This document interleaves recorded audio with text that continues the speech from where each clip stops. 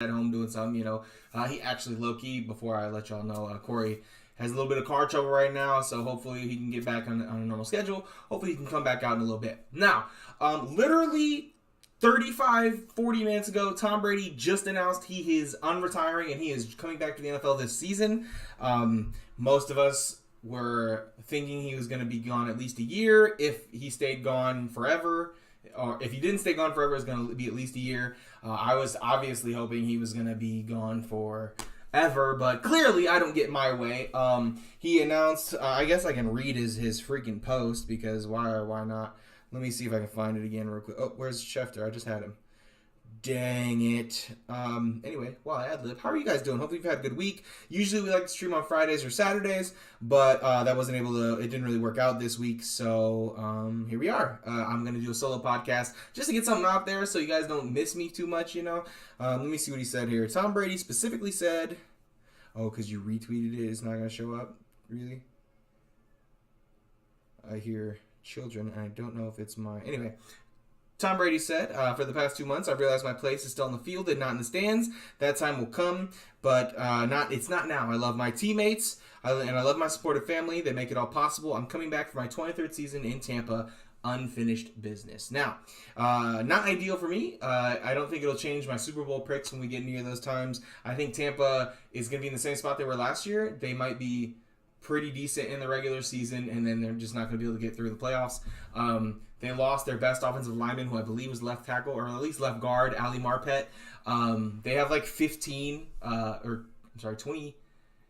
free agents, potential free agents this summer. So we'll see if they can get them all back. And proof of last year and even the year before with Kansas City, bringing everyone back does not guarantee you another run. You have to make improvements. You can't just stay the same. And so we'll see if they can make any of those with him being back. Maybe they'll get a couple bigger free agents that they wouldn't have got in the first place. Hold on, let me talk to my babysitter real quick.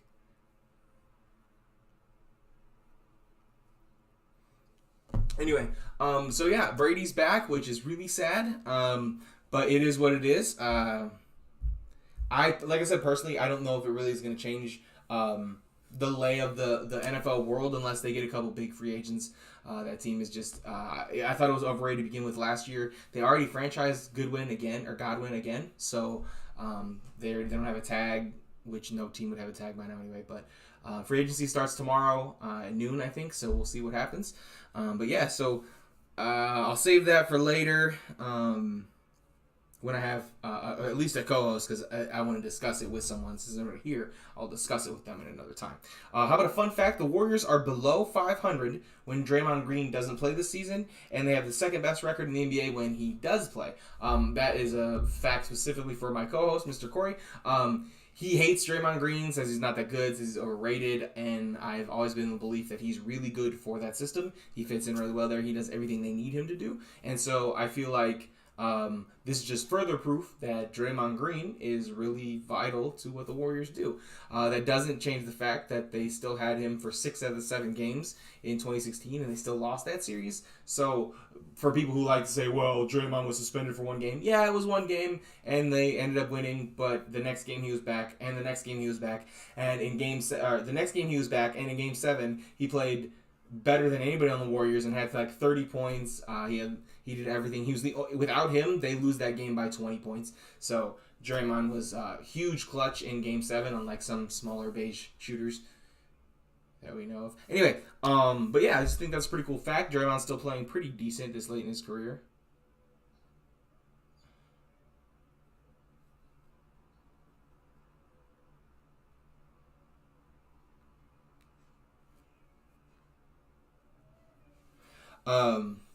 Anyway, sorry, my babysitter.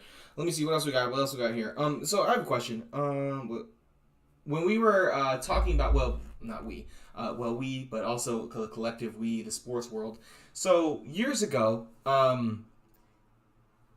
when Jordan was coming up, the collective thought was Jordan is potentially the greatest basketball player of all time. He doesn't have a ring yet.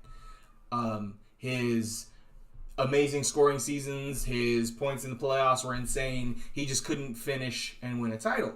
And so Skip had said Michael Jordan's the greatest basketball player I've ever seen. blah blah blah. Everybody was basically waiting to anoint him as the greatest until he won his ring. My question to people is, why did we have to?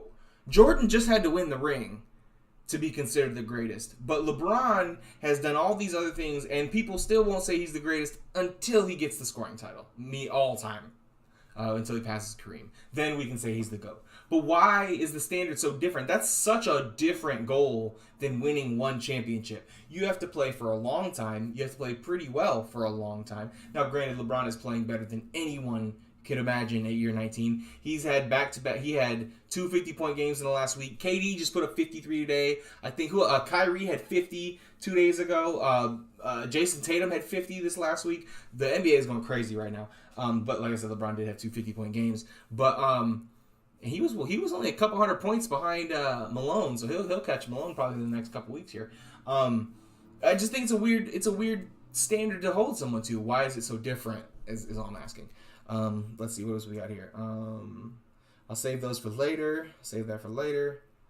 LeBron is the first player in NBA history to have a 50-point game before turning 21 and after turning 25. He's also he's the first Laker since Kobe to have two 50-point games in a season. He's the oldest player ever to have more than one 50-point game in a season. He's having a great. I mean, it's crazy, right? Because a full week ago on Saturday, he put up 56 against the Warriors, got a great win, took the next game off, and I think that threw off his rhythm because when he came back against the Spurs, he was terrible Wednesday night, absolutely awful. He was like 9-26. He was 1 for 9 for 3. He was terrible. Couldn't throw to other team. He had a triple double. He had an easy bucket attempt to win in overtime, and he made the wrong play. Generally speaking, when LeBron passes out of those late game situations, it's always a better shot. He doesn't pass up gimmies, and if he does take the shots, he's going to make them. But history has proven that he has a really good record with that. But this one he messed up. He passed out of that layup that could have won the game in regulation. His thing was when he drove, he was underneath the basket, so it was kind of like going for a reverse, which is a pretty tough shot. But then he had he passed it out to Melo in the wing, and Melo missed the shot. I don't think Melo was ready for it, to be honest, so I think that's part of the reason why he missed. He also had, I guess, I didn't see the other angle, but they said Russ was right there in the lane. So, actually, y'all might have to give me 1 second. I'm going to go help my babysitter right quick. I'll be right back. Don't go nowhere.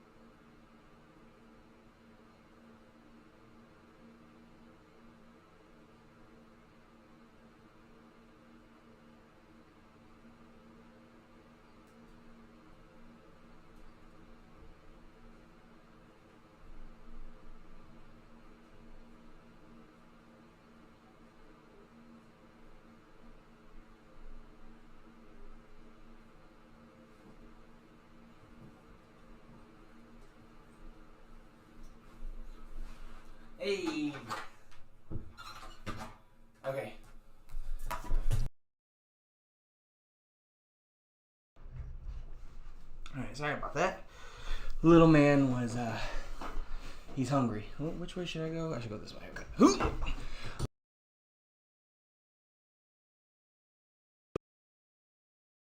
Where was I? Got my charger here. Giant NFL news. More in the NFL news, obviously, with Tom Brady coming back. These moves may become more important. So we had the Broncos traded Drew Lock and, 2 firsts, 2 seconds, a 5th, Shelby Harris, defensive tackle, and Noah Fant to the Seahawks for Russell Wilson and a 5th. I personally felt like that was a pretty decent haul. Shelby Harris was a really good starting defensive tackle, borderline starter. I'm trying not to show you how out of breath I am from sprinting up and down my stairs like that. I am horribly out of shape, but don't worry. Here, I get back on days in a couple weeks, and I'm going to try to not be so out of shape. Anyway, who are you talking to? Bring the baby.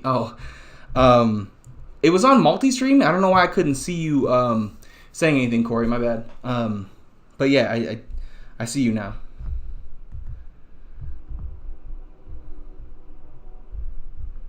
Anyway, shouts to Corey. Hey, so my co-host is in the chat, which is odd. He should be sitting here, but it's Sunday night, so I give him a pass on this one. But yeah, he's in the chat. I told him you were having some car trouble and that you'll be back with us shortly. But I think it's a good move for Denver. They were I don't think they're a quarterback away from winning the Super Bowl. That defense was really good last year. Pat Surtain did everything he was as advertised. They had, I think, like the 4th or 5th best defense in points allowed last year, which is huge. Offense, you got Jerry Jeudy, you got Cortland Sutton, going to be another year removed from his ACL. He'll be ready to go. You got Tim Patrick, who was looking really good. I guess the backup tight end to Noah Fant proved was really good, and they believe in him. I can't remember the running back name. Why was it whack, Mr. Sidekick, Mr. Corey? Why was it whack? Do you think it was too much for Wilson or what? My thing is, I think it's just not going to end up great for either team, mostly because Seattle doesn't draft well, outside of they got lucky on DK, and I think that Denver isn't as good as they think they are. They're a good team. I just feel like unless that offensive line gets even better, they're not going to win a Super Bowl. Plus, that division's fucking loaded. You got the Kansas City, you got the Chargers, who have now Khalil Mack, which we'll talk about in a second, to go along with Joey Bosa. That defense, as long as Derwin James stays healthy, the Chargers are going to be monsters. And then the Raiders are no slouch. I mean, we make fun of them because they're the Raiders and they had a rough time this year, but they made the playoffs. They beat the Chargers to make the playoffs. So you can't really hate on the Raiders at this point. But yeah. Really? You think the Broncos got the better end of that deal? Well, what else would you have them do, though? 3 players and 5 picks? That's a lot, man. I don't think Drew Lock is a starting caliber, but 2 starting caliber players in the defensive tackle and the tight end, 2 firsts, 2 seconds, and a 5th. That's pretty damn good, man. And plus, you got to figure, Russ is coming off his worst season ever. He's coming off being injured. And it was probably, I don't think it's a bad deal. I think it's going to end up being bad because neither team's going to get what they want. But I think overall, the deal makes sense. Because Russ was so bad last year. I know he was injured, but it also depends. Can he come back from injury? Blah, blah, blah. I know he wants to play till he's 43 like Brady is now, but I don't know if he's got that in him, especially his style of play is a little bit different. So we'll see. Like I said, I think the Broncos have weapons. If Jeudy can get rid of the drops, I think he's going to be a really solid slot receiver. He might be an outside guy, but mostly in the slot, I think he's going to be really good. Hold on, let me see here. Okay. The other big trade that happened, or big deal that happened, was Aaron Rodgers re-signed with the Packers for 4 years, $200 million, $153 million guaranteed, and next season somehow, because they're tacking on years or something, I must not be seeing all your stuff popping up here. But anyway, so Rodgers' cap hit goes down this year, so they can re-sign some people. they weren't able to get a long-term deal done with Devontae. I'm sure that'll come in the offseason now that they know Rodgers is locked in. I don't think that's going to, again, I said big move, but at the end of the day, it's the same exact team. It's going to be the same thing. They're going to get the number 1 seed in the NFC. They're going to lose in the first or second or in the championship game because first or second round, because I think there's 3 rounds now. I think they'll lose again because Aaron Rodgers has proven, unfortunately, that he's not going to go win the big game. He was awful last year against the 49ers. He was awful the year before against the 49ers. Against Tampa in the second half. He just could not get... Brady tried to lose that game, and Aaron wouldn't capitalize it. So it's pretty... Excuse me. I think Green Bay had to, but at the same time, I just don't think it's going to be a real needle mover for them. They're going to be the same team they've always been. Carson Wentz got traded from the Colts to the Washington Commanders for 2/3, and if Carson plays 70% of the snaps, one of those thirds becomes a second. They also swapped second-round picks. The Colts sent their second-round pick. Yeah, they did franchise Adams, and that's what I was saying. His long-term deal he didn't get one done, but I think they'll get one done next year now that they have Rodgers at least under contract for 3 years. They didn't want to Devontae wasn't going to sign if Aaron Rodgers wasn't playing there is what I gathered. So I'm assuming they didn't have time to wait on Rodgers, so they franchise tagged him, so they made sure they didn't lose him. Carson Wentz to the Commanders. He's an upgrade over Taylor Heineke, but what does that really say? I think they have, you got Terry McLaurin, you got, basically. You got Terry McLaurin, you've got Curtis Samuel, the running back. What's his name? Can't remember his name right now. The running back's pretty good, number 24. That's all I know. Antonio Gibson, maybe. Pretty good. The defense was awful last year when we thought that was going to be a strength. So he might be the second best quarterback in the division because I don't think Jalen Hurts is very good and Daniel Jones is ass. So they have the second best quarterback. If they, have a good offense, if they have a solid game plan, maybe they can keep some of his turnovers in check. I mean, he was 28-7 last year. I think he had a 4-to-1 touchdown ratio. So it's not like he was terrible. It was just he was really bad when it mattered most. They could have beat Tampa. They could have made the playoffs last year. He threw that terrible overtime interception against the Titans that lost him a game. So we'll see. I don't think that's a huge mover either way. I think they probably finish third in that division. I think the Eagles will end up finishing second. The Giants are going to giant it up, so they're going to be pretty terrible. The other big move that happened in the NFL this week, much to my pain, is the Chicago Bears traded Khalil Mack to the San Diego Chargers, which I mentioned earlier.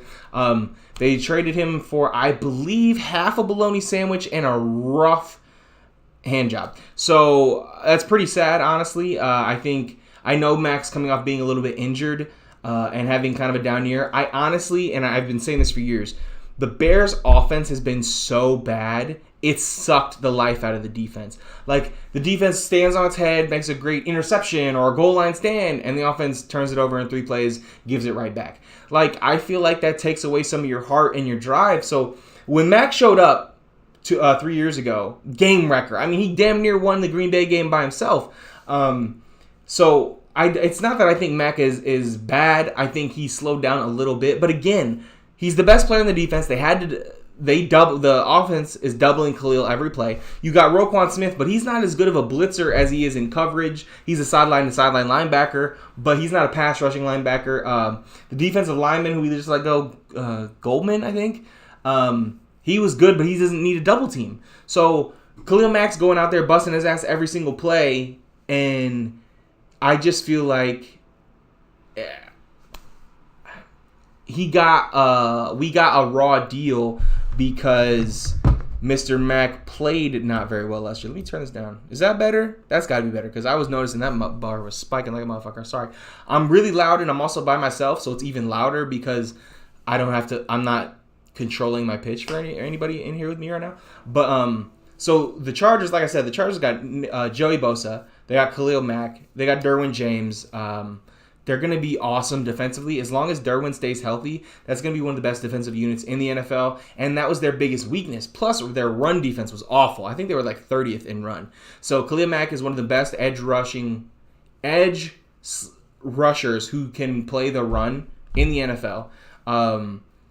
he's gonna allow you can't double Joey Bosa now, or you double Joey Bosa and Khalil Mack. It's basically kind of like what the Rams had, where you can't double Donald because Von Miller's gonna come off one side. Now, granted, they have a third guy in Leonard Floyd even, so if you throw doubles at Donald, you better pray to God that the other guys hold up one-on-one. And as we saw, the Bengals couldn't do that. But anyway.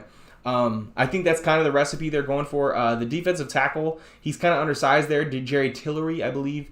He's not very good against the run, like I said. But I think because you're not going to be able to have extra linemen blocking him, you can't have anybody chipping that guy in the middle. I think he's going to have a little bit of a better season. But yeah, the Chargers are going to be nice. I think they're going to be really nice. If Herbert keeps progressing the way he has been, they're going to be really tough to beat. Double check the multi-stream here.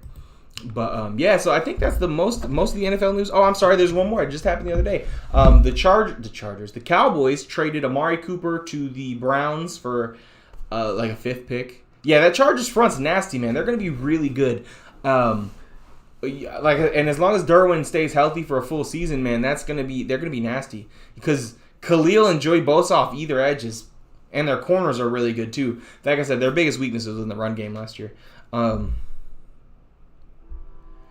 Freaking Mo, get out of here, Mo. I don't want to see this. Anyway, let me see here. Oh, I was talking about the Cowboys traded Amari Cooper, freeing up cap space, which is crazy, right? They traded Amari Cooper, and I think they freed up like $16 million in cap, but they still got Zeke gonna make $17 million a year next year. I definitely feel like you should have found a way to get it off of Zeke and keep Amari Cooper, but they like their homegrown players. They drafted Zeke. He's not going to go anywhere until he Emmitt Smiths it and plays for some other team at the very, very end of his career. I mean, Zeke's only 27, but he's clearly not playing as well as he used to, as much as I tried to argue that it wasn't all his fault. And it's not all his fault. The line's getting worse. Dak's getting better. The league has gone away from Zeke as quick as he got in the NFL. So it is what it is with Zeke. But it was a 6th-round pick, I think. The Browns gave up probably because his cap hit was so high. They're like, we're not going to give you a bunch of picks for him. I'm just disappointed with the Bears. Could have used a couple 6th-round picks to go get him, but instead we fucking traded Khalil Mack and cut our second-best defensive player. So, well, Hakeem Hicks isn't that high up, but you know what I'm trying to say. Let me see here. What do we got? I really should have brought a bottle of water with me. I did not, and that's a rookie mistake on my part. The Obi-Wan trailer debuted, and it looks fantastic. I can't fucking wait for that show. Hopefully, my co-host is able to watch it. Huh? Yeah. Cap? No, man. Cap isn't coming back, man. Cap is posting all this shit about wanting to play. Listen, you and I talked about this a couple years ago when he faked that tryout. It's not about competing for Cap. He wants to be a martyr. He wants to go down and say, "Oh, I tried, but they never let me in." He doesn't want to play, man. Is he better than? He's better than Taylor Heineke. Yeah. The Colts don't have. They have two fucking Sam Ellinger and Jacob Eason. I think he's better than both of those guys, more than likely. But he doesn't want to. If Cap wanted to, he wouldn't. He could play, but he doesn't want to, man. It's bullshit. He doesn't want to play. I think he could probably play for Indy for sure. The Texans, well, no, Davis Mills looked pretty good last year, so maybe he's not better than Davis Mills. But if he's not better than Davis Mills, can he play in the NFL? Like, I don't know. I just feel like he doesn't want to play. That's the fake tryout was all I need to see from him. I don't think there's going to be any Cap. But that's just me. Would I like to see him? Sure, definitely. I think having more ethnicity in the quarterback position is always good. But he's not. The Ravens could use him. Shit, he plays a similar style as Lamar. They're running around shit. They could use a backup. Anyway, well, Tyler Huntley was pretty decent last year. Nah, man, he ain't the one. But Obi-Wan looks dope. They played Duel of the Fates. It's been confirmed that there's going to be Anakin and Obi-Wan from Clone Wars is going to be in there. So some of the animated Clone Wars show is probably going to get live action like we've always wanted. I think it's going to be really good. Somebody posted a cool comment. They were like, it's going to be awesome, the wait, because I'm sure he's not going to ignite that lightsaber in episode 1, but the wait and all these years that he hasn't ignited, and he's finally going to have to, like, ignite his lightsaber, and I think it's gonna be a really cool moment for sure. They got the OG music director back. It's gonna be awesome. I can't wait for Obi-Wan. That starts May 5th. May 5th? I thought it was March, but it's May. But yeah, I'm really excited for that. So let me see. I got some other stuff, but I want to save some of this stuff for when I actually have someone here to talk to. We'll go into bullshit. Skip Bayless says, and then I'll probably duck out of here. Just want to get something up for you guys. I miss you. But so this guy named Anthony, I think his name's Anthony Mad Dog Rousseau. He's basically the off-brand Skip Bayless that Stephen A is trying out. He's literally an old angry white guy who says stuff that makes no fucking sense. He's great value Skip Bayless. But he said Steph isn't going to go down as a top 10 basketball player of all time, and he's not an immortal. I'm not sure what he means by that. I guess he thinks that somehow Steph Curry's going to fade into existence.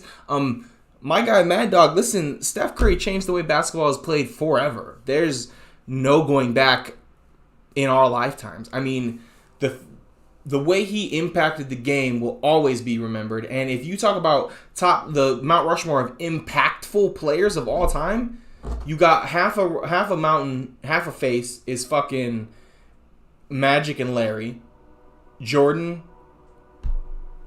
Curry, and you could say LeBron, but LeBron is influential in a different way. Like, he kind of helped you get the positionless basketball because he could play so many. But Kobe, you got Magic and Bird, Jordan, Kobe, Steph as influential, just impacted the way people watched and wanted to play and played the game of basketball. Steph Curry's an immortal, first of all. Second of all, he definitely is going to, I think, go down top 10 of all time. I think he needs a little bit more playoff push for me to put him over Bird or Hakeem or some of those guys that I have towards the end of the top 10. But yeah, he's definitely going to finish top 10. I think it's a little bit crazy to say he's not, but Mad Dog Rousseau is not the only crazy thing he said this week. That was actually last week, but you know how it goes. Mad Dog also said both players at the peak of their powers, he would take Larry Bird over LeBron James. Larry Bird at his absolute best is not better than LeBron at his absolute best. Mostly because they're kind of the same. Bigger guys, really good team defense, but Jordan was better, good team defenders, but LeBron is better one-on-one and can guard a little more positions because he's bigger and stronger than Bird. Scoring-wise, obviously Bird's a better shooter, but LeBron scored as many points just as efficiently. Bird's a great passer. LeBron's probably the second best passer ever. So I just feel like there's no way you can break it down that Bird's better at his absolute best than LeBron is. And to say that you would pick him in a playoff series, and especially in the playoffs, Bird's playoffs, go look at his playoff numbers. They're not as good as people want to remember. Yes, he has the 3 championships, and he would probably have more if his back didn't give out, but his playoff performances and numbers are pretty. He had back-to-back finals games with like 9 points. So nobody wants to talk about that, but I'm just saying, in the playoffs, Bird wasn't all that. Yes, fucking Tony, I know. Shout out to you, Tony. I saw it. Brady's back. I talked about it a little bit ago. By the way, Corey, Tony, you're both in here, so shout out to you. Yeah, Tony, I know. I saw it. I read his post and everything. I'm sick to my stomach. And I'll kind of recap it for you since you weren't here. But basically, I said I don't think it makes a big difference. That team wasn't going to win the Super Bowl last year. They're definitely not going to win it this year. They lost their best offensive lineman. They've got like 28 players or something that are potential free agents. I'm sure some of them are going to come back because of Brady. But the proof was that 2 years ago, Kansas City brought everybody back. They couldn't beat Tampa. Tampa brought everybody back. They couldn't make it out of the second round of the playoffs. I just feel like they're going to be good. They're going to win 12 games next season in the regular season, and then they're going to lose in the second round. Tampa's not going to be that good. Nothing they have scares me. Their defense is still ass. Well, their secondary. Obviously, their front seven is one of the best in the NFL, but that secondary is not very good, so I'm not worried about it. But no, I don't love the news. Tony, it's ass. I fucking hate it. But yeah, so as I was saying, hey, shouts to you guys. Appreciate you keeping me company while I was talking to myself for a cool minute. So I'm glad to have you guys with me for sure. Let me see here. So Skip says,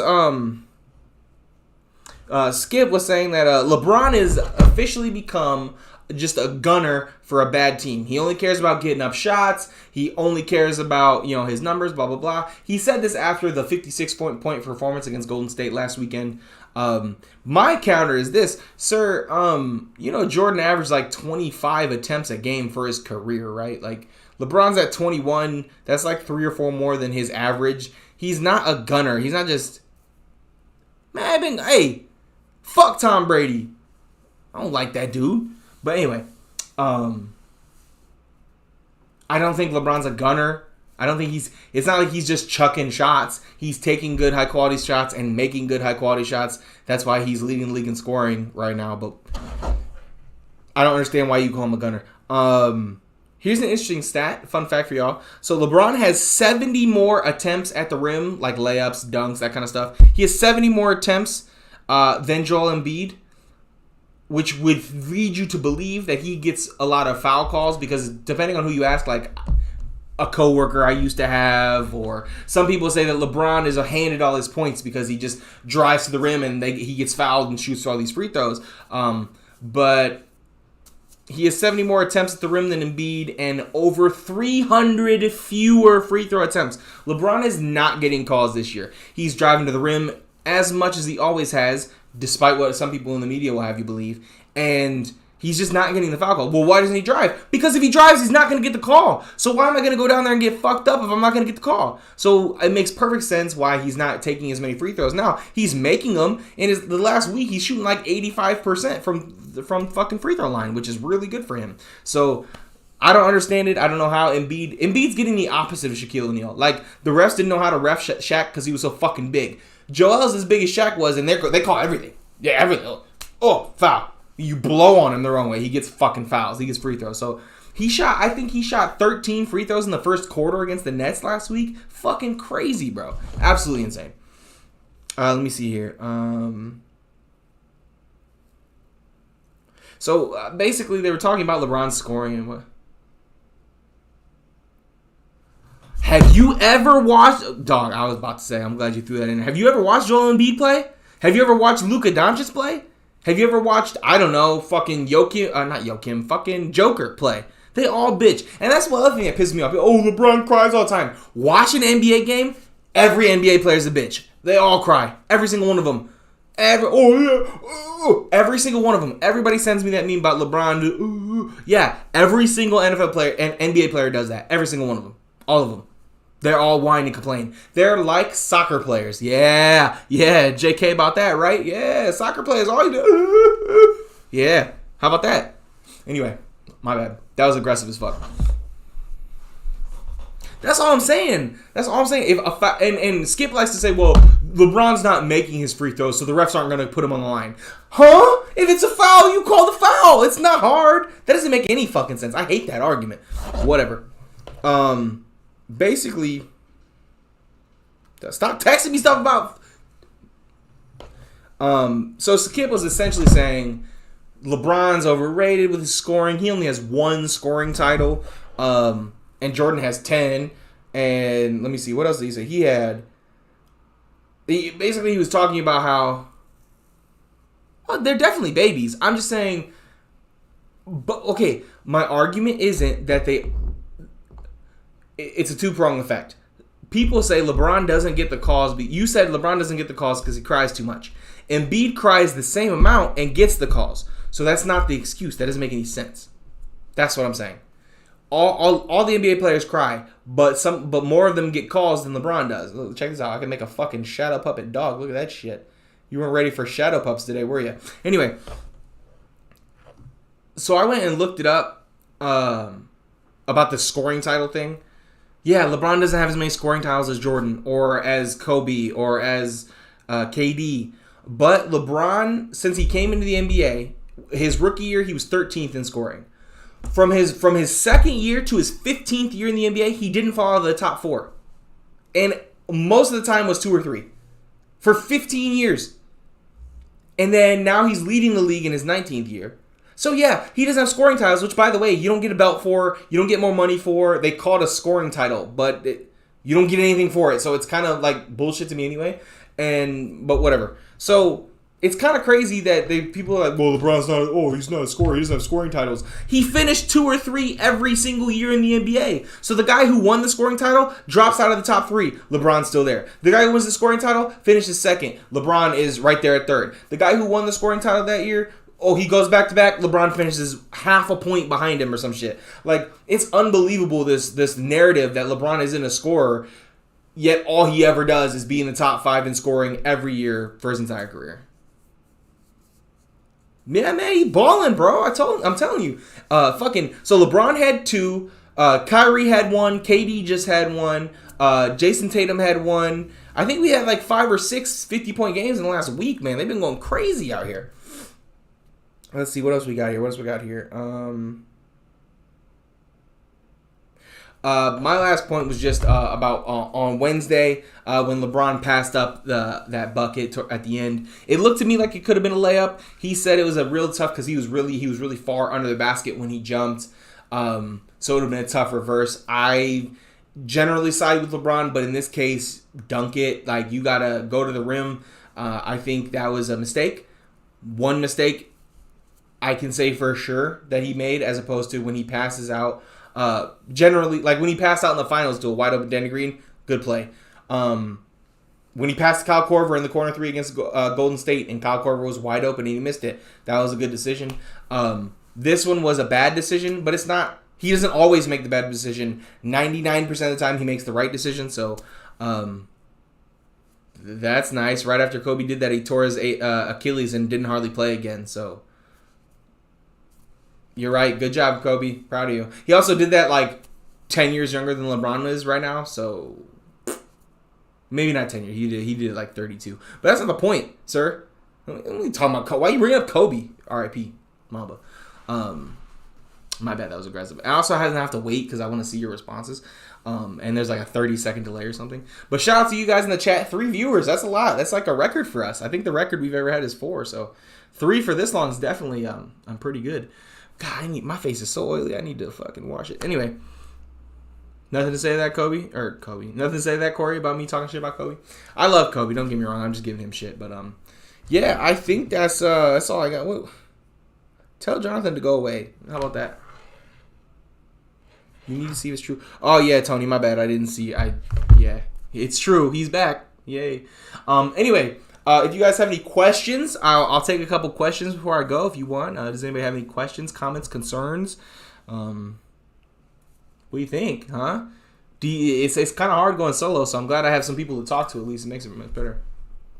Damn, bro! It's not nappy. This is not even curly. This is just regular hair, bro. That's fucked up. It's fucked up. Was it the soccer comment? Is that what pissed you off? That's crazy. Anyways, both of you in the chat... We're trying to go see Jujutsu Kaisen Chapter 0 this Friday. It comes out this Friday. I'm really excited about that. Get to see my boy Gojo on the big screen. It's going to be fucking sick. Although the movie's not really about Gojo, so I'm not... I remember I'll reread the chapter this week, but I don't think he really fights that much in the chapter, to be honest with you. So we'll see if we actually get to see Gojo do his shit on screen. Y'all good? Thanks, man. But yeah, I'm going to go ahead and duck out of here. About 40 minutes is kind of all I got to do by myself. I have more stuff to talk about, like I said, but they're not, it's not important. It's like a couple football questions and stuff that I want to save for when I have someone right here next to me. But anyway, I appreciate you guys for sticking with me. It was really a lot of fun. I love y'all, Mr. Corey and Mr. Tony. I appreciate you guys. You guys are the best. But yeah, thank you viewers for hanging out, and we will catch you guys next week. Now I have to say later because Corey's not here.